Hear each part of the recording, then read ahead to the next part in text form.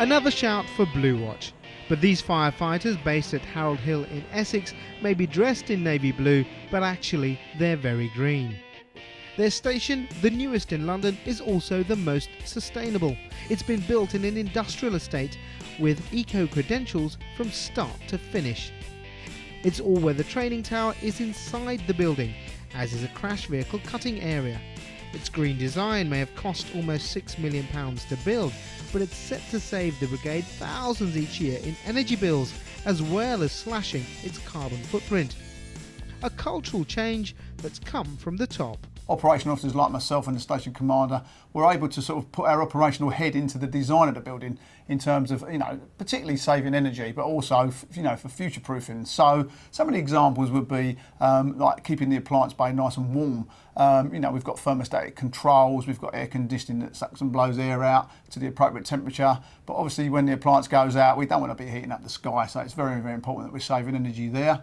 As you can see from the design of the building, we've got solar panels. We've got a very large footprint on the roof area. So we've got a lot of solar panels up there, which are generating lots and lots of electricity for us, which is giving quite often as much as we need. And we've got a little bit of surplus, which we're able to sell back to the national grid. So therefore, that's a win-win. In fact, all firefighters can see exactly how much power is being generated by meters placed in the main vehicle bays. Electricity generated and, more importantly, used to control lighting, heat and water is all monitored through sensors and then fed back directly to energy managers at Fire Brigade headquarters. This means commanders like Trevor don't need to do time-consuming audits. The station also has a huge water demand, with 4 shifts working 24/7.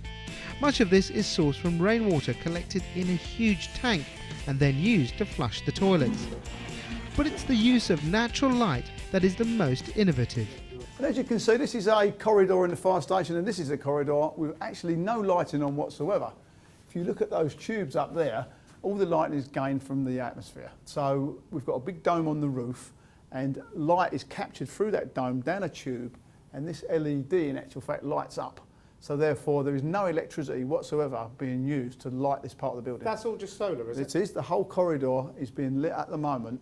As you can see, it's like being in daylight, yet we're inside a building, there's no windows here, and we've got complete light from the roof down a solar tube. And that's saving you money as well? Of course, because it's a 24/7 building, so obviously in the daylight hours, we might be okay, but in the night, we're still getting a lot of light from the day and the night because it's getting captured. So therefore, no electricity, saving money for the taxpayers and saving money for us. It's all well and good to be so green, but at the end of the day, firefighters are there to do a job, and a dangerous one at that. So do they really care how eco-friendly their surroundings are? We want to wear the green badge. So, it is done because we've got target. It is done because we've got strategies that say we should do it. However, as a borough commander, I have to sort of put that into practice. So it's not just talk. We've got to walk the walk as well. And that means that our staff need to be green. We don't want to waste energy because it's the right thing to do. People have got a conscience as well.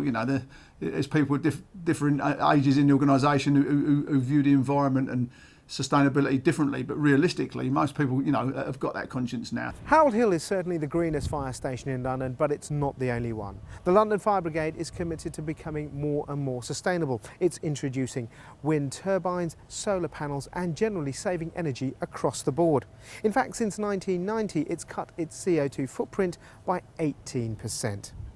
The future for the London Fire Brigade and many other organisations, it's clear, is to not only fight fires, but also to be sustainable at the same time. Sumt Bose, Energy Live News, Harold Hill, Essex.